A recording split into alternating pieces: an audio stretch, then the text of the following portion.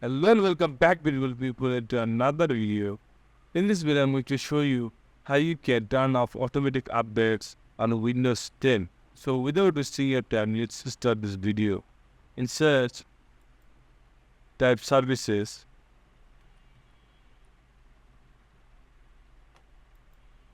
Scroll down and find Windows Update.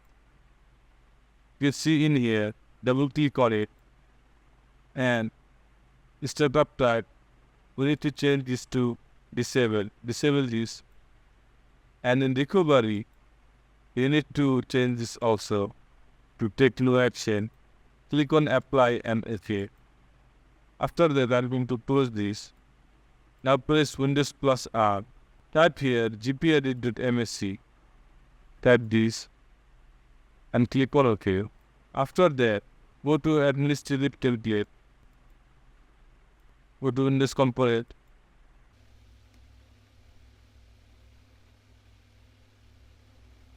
Go to Windows Update. Double click on it and double click on it to configure automatic update. And you need to select this disable. Click on apply and OK. So in this way, you can disable your Windows Update. Please subscribe this channel for more upcoming interesting videos.